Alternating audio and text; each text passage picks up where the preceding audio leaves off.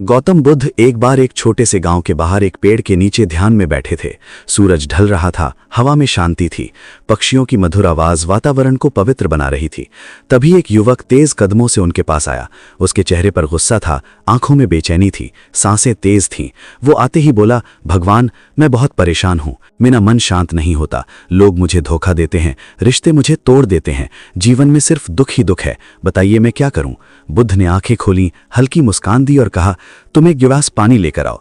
युवक दौड़ता हुआ पानी ले आया। बुद्ध ने कहा, अब इस गिलास में एक मुट्ठी नमक डालो। युवक ने वैसा ही किया। बुद्ध बोले, अब इसे पी जाओ। युवक ने पीते ही मुंह बना लिया और बोला, बहुत कड़वा है। बुद्ध ने पूछा, कैसा लगा? युवक बोला, असहनीय। बुद्ध मुस्कुराए और बोले, अब वही पानी और नमक इस पास की झील में डाल दो। युवक ने ऐसा ही किया। बुद्ध बोले, अब झील का पानी पीकर देखो। युवक ने पानी पिया, उसके चेहरे पर राहत दिखी। उसने कहा, यह तो बिल्कुल सामान्य है, कोई कड़वाहट नहीं। बुद्ध ने कहा, जीवन के दुख भी नमक की तरह है, मात्रा वही रहती है, फर्क बस इतना है कि तुम अपने मन को गिलास बनाते हो या झील। जब तुम्हारा मन छोटा होता है तो थोड़ी सी पीड़ा भी असहनीय लगती है, और जब मन विशाल होता है तो बड़े से बड़ा दुख भी तुम्हें तोड़ नहीं पाता। युवक चुप हो गया, उसकी आंखों में समझ की चमक थी। बुद्ध बोले, लोग तुम्हें नहीं दुख देते, तुम्हारी अपेक्षाएं तुम्हें दुख देती हैं। जिस दिन तुम अपेक्षाएं छोड़ दोगे उसी दिन दुख स्वतः विदा हो जाएगा। युवक बोला, लेकिन अपेक्षाएं छोड़ना आसान नहीं। बुद्ध बोले, जो आसान होता है वो परिवर्तन नहीं लाता, और जो कठिन होता है वही जीवन को नई दिशा देता है। उसी शाम एक वृद्ध महिला बुद्ध के पास आई। वो रोते हुए बोली, मेरे बेटे की मृत्यु हो गई है, मैं उसे वापस चाहती हूँ। आप भगवान हैं, आप चमत्कार कर सकते हैं, उसे जिंदा कर दीजिए। बुद्ध ने शांति से कहा, मैं तुम्हारी सहायता कर सकता हूं, लेकिन एक शर्त है, तुम्हें ऐसे घर से सरसों के दाने लाने होंगे जहां कभी किसी की मृत्यु न हुई हो। महिला आशा से भरकर गांव में गई। वो एक घर गई, वहां मृत्यु हुई थी। दूसरे घर गई, वहां भी किसी अपने को खोया था। तीसरे, चौथे, पांचवे, हर घर में किसी न किसी की कहानी थी। किसी ने पिता खोया, किसी ने मां, किसी ने बेटा, किसी ने बेटी।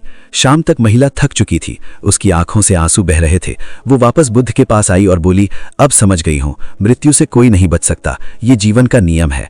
बुद्ध बोले, जब हम अपने दुख को सबसे बड़ा मानते हैं तब हम अंधे हो जाते हैं, लेकिन जब हम देखते हैं कि हर कोई किसी न किसी पीड़ा से गुजर रहा है तब हमारे भीतर करुणा जन्म लेती है, और करुणा ही असली मुक्ति है। एक दिन एक राजा बुद्ध से मिलने आया। वो अत्यंत वैभवशाली था, लेकिन भीतर से खाली था। उसने कहा, मेरे पास सब कुछ है, धन, सत्ता, सम्मान, फिर भी मन अशांत है। बुद्ध ने पूछा, तुम्हारे पास कितनी संपत्ति है? राजा ने कहा, अनगिनत। बुद्ध बोले, लेकिन तुम्हारे पास संतोष नहीं है, इसलिए तुम सबसे गरीब हो। राजा चकित रह गया। बुद्ध बोले, जो अपने पास जो है उसमें संतुष्ट नहीं, वो पूरी दुनिया पाले तब भी दुखी ही रहेगा। राजा ने पूछा, सुख कैसे मिले? बुद्ध बोले, जब तुम पानी की दौड़ छोड़ दोगे और होने की कला सीख लोगे तब सुख स्वयं तुम्हारे पास आएगा। समय बीतता गया, बुद्ध की शिक्षाएं दूर दूर तक फैलने लगी। एक दिन एक डाकू बुद्ध से मिलने आया।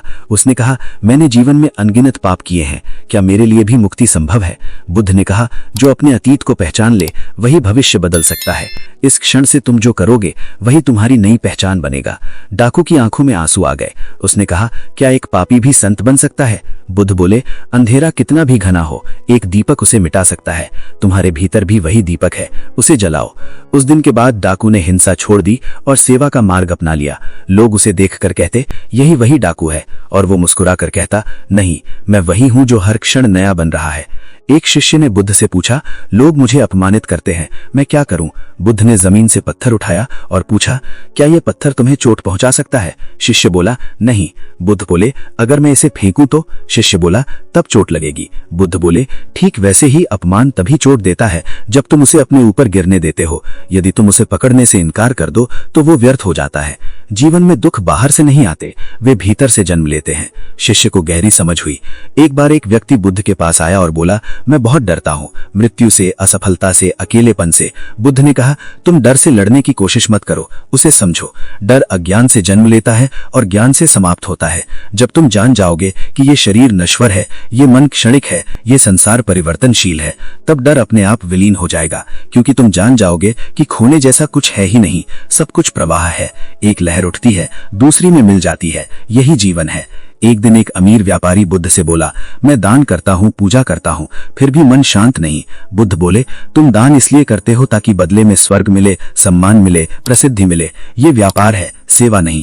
जब तुम बिना अपेक्षा के दोगे तभी शांति मिलेगी। व्यापारी ने सिर झुका लिया। समय के साथ बुद्ध की शिक्षा ने हजारों जीवन बदले। उन्होंने सिखाया कि क्रोध को क्रोध से नहीं, प्रेम से जीता जाता है। घृणा को घृणा से नहीं, करुणा से हराया जाता है। अंधकार को अंधकार से नहीं, प्रकाश से मिटाया जाता है। और दुख को दुख से नहीं, समझ से समाप्त किया जाता है।